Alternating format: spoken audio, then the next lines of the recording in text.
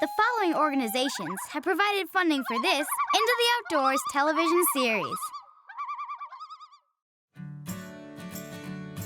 Now that lure there, that's gonna help you make your first catch.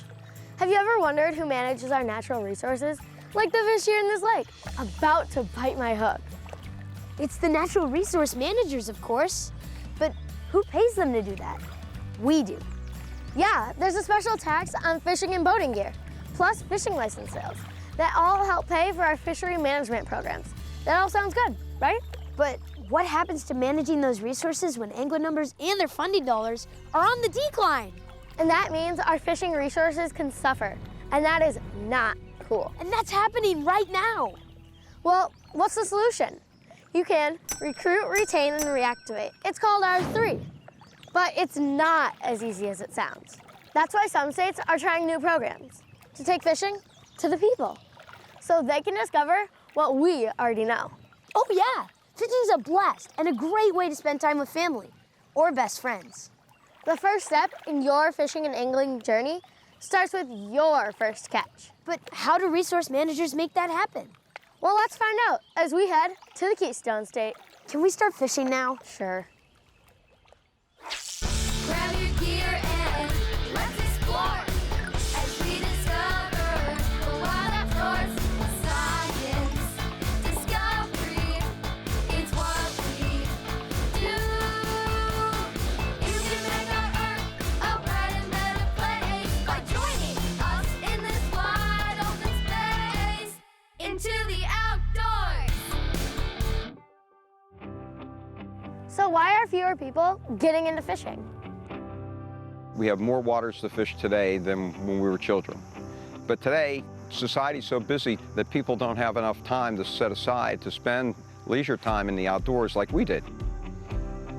The average kid spends over 40 hours a week looking at some kind of screen. But the interesting thing is, a new study shows that 74% of kids want to go fishing.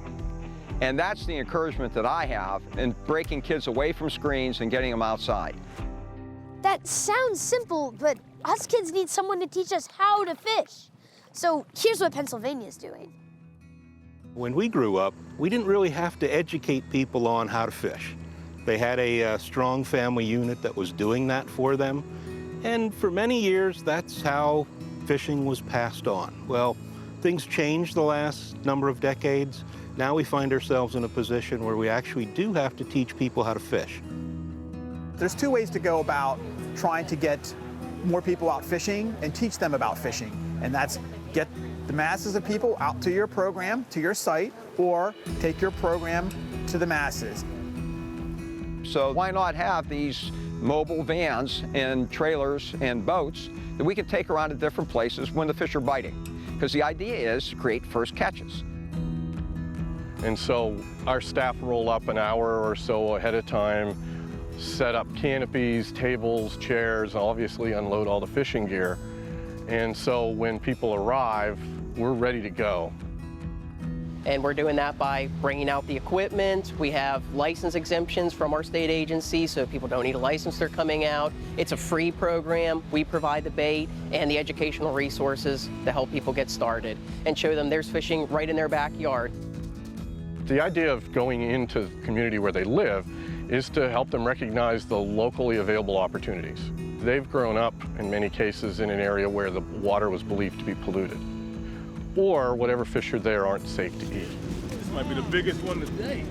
When you're using a location that is in their neighborhood or right down the street, you're more likely to get them to realize just how convenient and how close it actually is. This gives urban areas an opportunity to bring fishing to life for people that normally wouldn't have the opportunity. It's important that we represent that diversity because our world is changing, and for fishing and boating to continue, we're going to have to diversify our anglers and getting them to love the sport just as much as we do. When all the planning and effort is finally done, it all boils down to putting that rod and reel in a kid's hand. When I see a smile like that, I think in the future, I've caught an angler, I've hooked an angler. Hopefully they're going to take that energy and take it back to their family, get them interested in the sport, get their friends interested. Yes. Got one. So by creating our next generation of anglers, hopefully we're also creating a next generation of outdoor stewards, environmental stewards. Families need to come away from this knowing that this is something that they can do. They can do as an individual, they can do as a family, that it's easy, that it's fun. F-U-N, fun. Yeah. Oh yeah, I just caught my first fish. Of course I'm having fun. Easy and fun are the end results of that program. But what challenges did the agency face in creating their mobile first catch program? Find out next.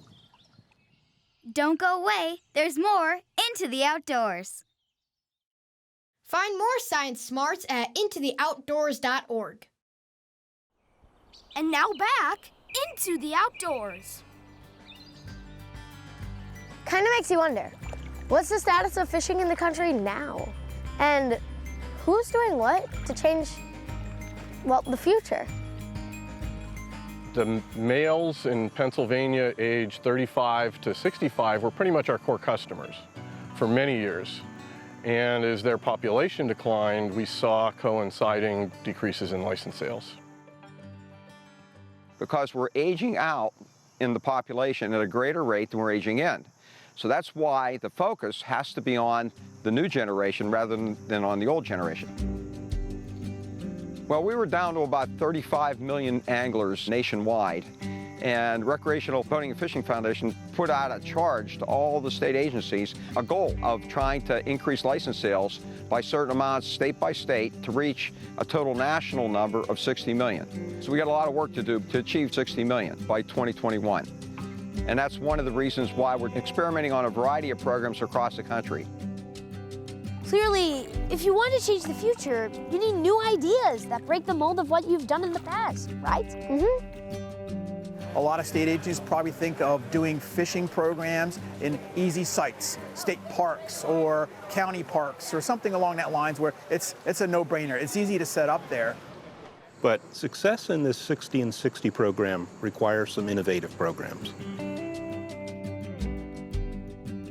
If you look at almost any big city, you have water nearby. Yes, it's history. We've established ourselves where there are waterways and local resources where you could be doing fishing programs. You have rivers, you have fish.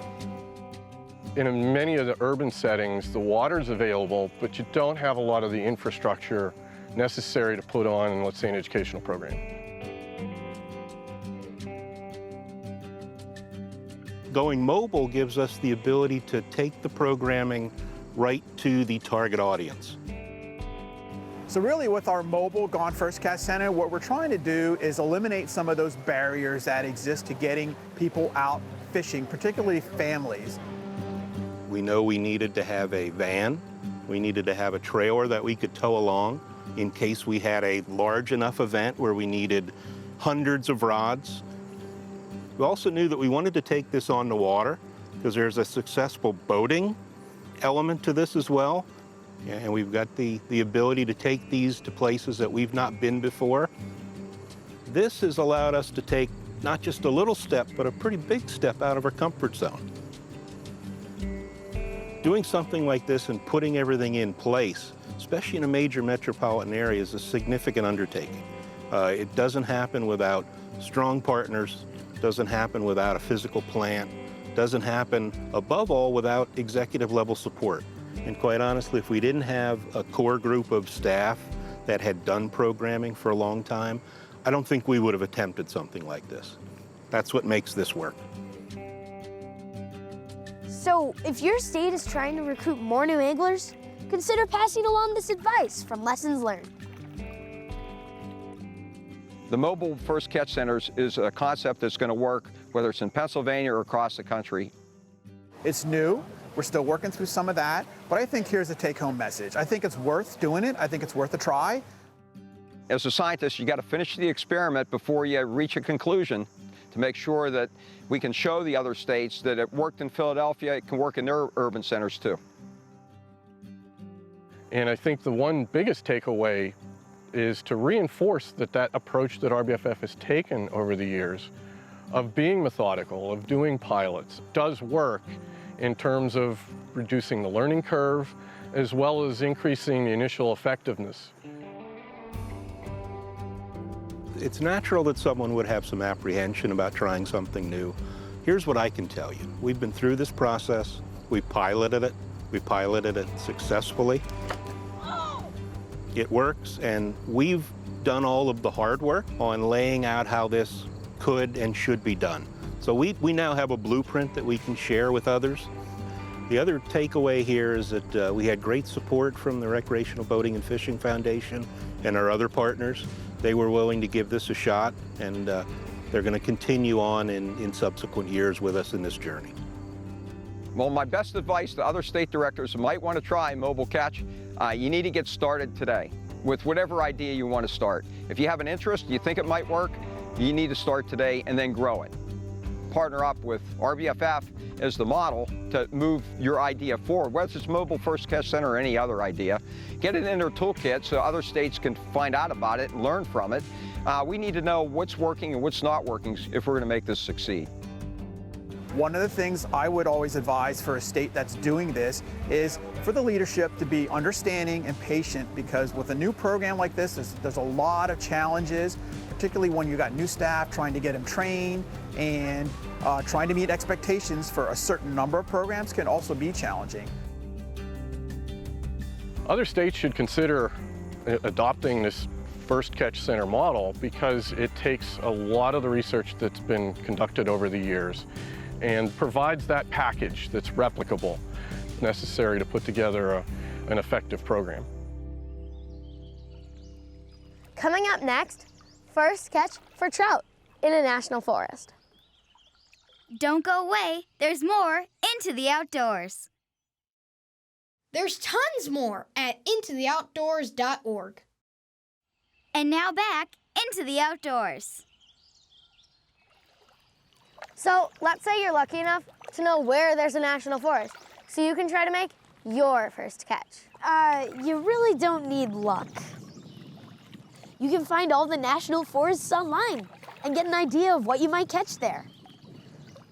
Okay, so let's say you're lucky and find a good mentor, you know, a fishing coach, to help guide you to catch fish, especially the challenging ones, like trout. And what better way to learn about trout and trout fishing than with a fish biologist for a mentor, just like my friends did in Michigan. Lindsay, are we almost there yet? I think it's just up ahead. You probably think we're lost, right? No, we're not lost. We're just finding things about ourselves and how we fit into this natural world. Not only that, we're learning about stuff that can make our lives better. And yes, your lives better too. Any guesses what that might be? We're going trout fishing, and that includes a lot of hydrology, aquatic science, and the list goes on and on. And whether you're boy, girl, man, woman, young, or old, join us as we share the adventure and fun of fishing. Uh-oh, I heard one jump. Come on. Fishing's pretty easy if you do your homework, but today we have a mentor. Okay, so what's the plan? Well, at this site, you could probably catch some brown trout and some rainbow trout. Further upstream, where it's a little narrower, is where you'd find some brook trout. Brook trout, that's the state fish. We're lucky to have you to give us some pointers. Yeah, but how do other people get into trout fishing? There are also mentor programs and conservation clubs. Trout Unlimited is a great resource. And there's no shortage of places to fish on the forest. We have about 1,700 miles of river that you can fish for trout, salmon, or steelhead, and then 18,000 acres of lakes that you can do panfish, bass, pike fishing. So there's a lot of opportunities. Besides the Huron-Manistee, which you're fishing today, there's also 2 forests in the UP that are part of the National Forest System. UP, I've heard they have really good trout fishing up there. I have a confession to make. We actually got a head start on how to trout fish. We went to the National Forest headquarters to find out a bunch about trout fishing. Hi, welcome to the Huron-Manistee National Forest. How may I help you? We're trout anglers. And frankly, we need some answers. So what are you guys looking for? We want a secret place to fish. Yeah, somewhere where we can catch trout. Well, have I got a couple places for you to go look at? Well, here, let's look at a map. Wow, there's so many streams and rivers. My favorite place is along the Pine River here below Tippy Dam. Not only do you have trout in here, but the world's largest brown trout was actually caught in this river just below the Tippy Dam. And there's also salmon running, so you may even be able to catch a salmon if you don't capture a trout. And if you can't make it into the Forest Service headquarters, there's a ton of information online. All this talk about trout fishing is fun and all, but I really, really want to go fishing. Can we go now, please? Come on, let's go. The key to good fishing is good habitat, and some of the streams in our area need a little assistance, so we work with partners to improve habitat for fish and other aquatic organisms. For instance, the data that we use to make management decisions is often collected by the Michigan DNR, and they check a lot of the rivers and figure out which species are in those rivers, and then the different age and size classes they are to help make management decisions. So we work with state, federal, tribal, and non-government organizations, and one of our big partners is Trout Unlimited. This is the kind of place you want to look for habitat-wise for trout. It's got a nice deep hole. It's kind of swirling around. There's an eddy in here moving food and leaves. You want to give it a try? Do it.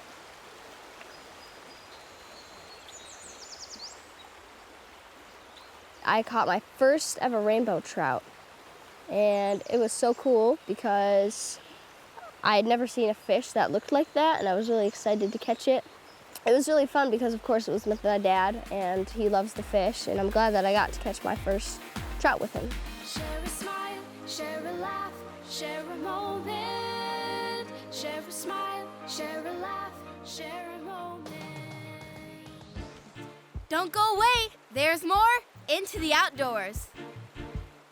Visit intotheoutdoors.org for more videos. And now back into the outdoors. So here's another good reason to fish this spot. So you can see it's kind of dark, it's a little bit deeper right there. And then see this kind of wet spot coming through the forest? That's actually a seep. You've heard how the old saying goes. If at first you don't succeed, fish again. Now, we didn't catch any fish the other day, but I'm determined to catch a trout. I'm here with a family friend, actually trout expert, so we're gonna catch some fish. Oh, Lindsay, this is like the perfect setup. Really? Yep, so you've got a whole series of nice whole logs that run across here. They kind of make these little what we call saddles. So the water runs over one, scours a little pocket, rolls over another one, scours a little pocket, and just keeps going.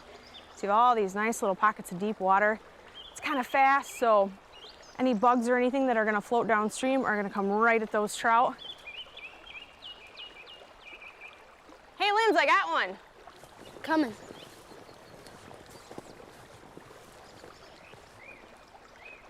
So, let's see. Actually, here, have you put your rod down or have you help me out? I'll go grab him. All right. Hold that one, and I'll slide down and grab him. See what we got here. So when you grab fish, it's really important to keep your hands wet. Look at that, nice little brown trout. Brown trout, yeah. Cool. Look how pretty they are. Yeah, those awesome. red fins are gorgeous. Back he goes. Cool, we got one. Yeah. Well, at least we didn't get skunked. Now I gotta get one. Definitely. I got one. Nice. Good job. Here, you want me to help you get it? Oh my gosh. So close. Ugh, that's not the kind of catch and release I was looking for. See this water right here? It's not just for trout fishing. When it's in a national forest, it's your water.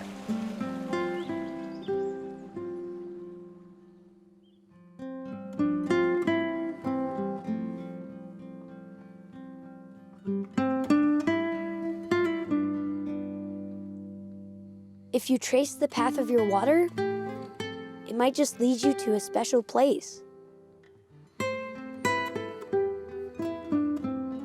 a place that's cared for to sustain the gifts that come to us naturally.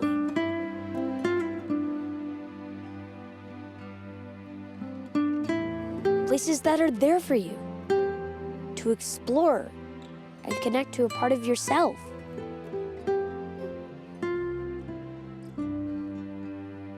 And to sustain the ecosystems we have always relied on to nourish ourselves and our spirits. Places like forests, mountains, and grasslands that capture and keep the snowfall and rain we need to thrive, and that cleanse and shape the waters that we're all drawn to. Pure waters that invite us to explore, play, and pursue. Rich waters, teeming with fish and aquatic life that symbolize their health, and who play their own part in keeping these waters clean as they move downstream. Vibrant waters that embody the wealth of our natural world. And some of the very best of these waters come from lands that are yours. The U.S. Forest Service stewards nearly 1/10 of total land and watershed area in the United States. Nearly 250,000 miles of rivers and streams, and over 10 million acres of lakes, ponds, and reservoirs. And all of these lands are managed in part for the water they capture, cleanse, and store.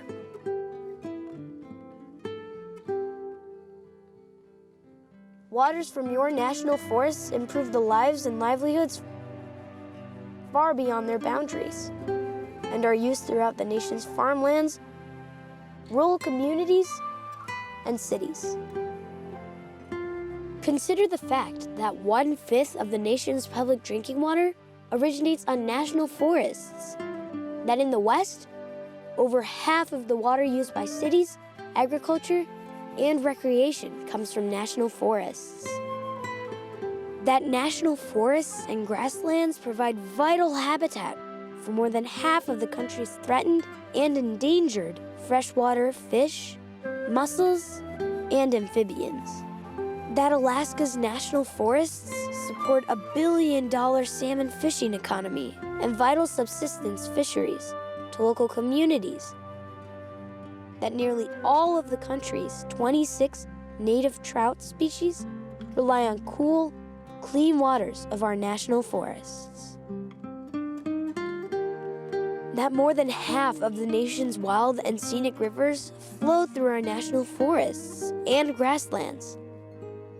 And that some of the nation's best research in fish and aquatic ecology is produced by Forest Service scientists.